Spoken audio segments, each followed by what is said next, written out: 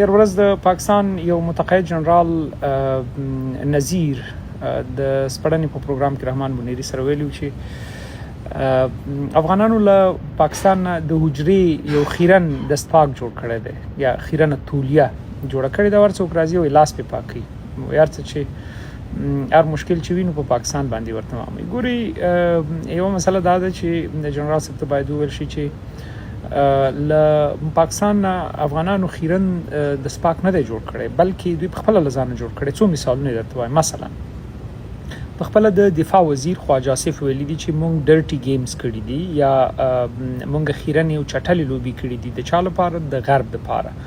همدارنګه تاسو که مثالونه وګورئ مثلا د سړی جګړې پر مهال کله چې په افغانستان کې شوروي اتحاد دوی د غربي بلاک لپاره په افغانستان کې د مجاهدینو ډلې جوړې کړې هغوی تمویل کړل حتی د جلال آباد په جګړې کې برخه واخیستله.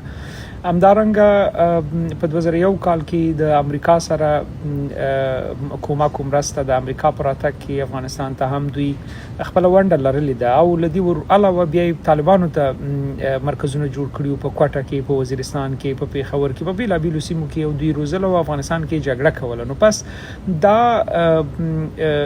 ډرټي گیمز دي یا خیرنی چټلې لوبي دي. نو کله چې کوم هواد چټلې لوبي کوي کله چې کوم اسټابلیشمنت چټلې لوبي کوي نو خو هغه باندې بخامخه لاس پاکيږي ځکه چې دا لاس پاک دی. دا یوازې افغانان نه دي بلکې تاسو په نړیوال سټیج وګورئ په ملګرو ملتونو کې هند او د تورته یو شمېر هوادونو بار دا خبره کړې ده چې طالبان البته پاکستان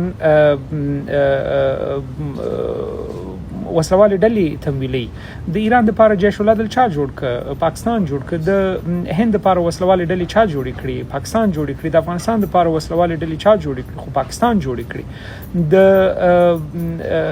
یو شمېر نورو هیوادونو لپاره وسلوالې ډلې چا جوړ کړې حتی د شرقي ترکستان د ډلې په تمویل کې خو د پاکستان لاسونه. دا په خپل ټولي خیرنی او چټلې لوبي دي. نو کله خیرنی او چټلې لوبي کېږي نو له هغو خو بیا تم او توقع دا نه د پکار چی څوک وایي چې نه تاسو ډیر ښه کار کړی دی خو خراب کارم کړی دی نو نتیجه یې اوس همدغه ده. او بل خبره دا ده چې دا موږ نه وایو دا خو تاسو په خپل باندې وایي او دا افغانستان هم نه وایي دا په خپل باندې په نړیوال کچ د همدې باسي. دا اوس مثلا د ایران مسله ده. په ایران کې د ایران پوځي الوتکې په پاکستان کې دي او په داسې وخت کې چې پاکستان د امریکا او د ایران د خبرو منځګړیتوب کوي نو دا په خپل یو ډرټي گیم دی چې د اوس د امریکا په سنا کې 13 ورځې په دې باندې بحث وشو چې پاکستان دوه مخیتوب کوي. همدارنګه په ډیره لوړه کچه بحثونه پی روان دي. نو دا ټول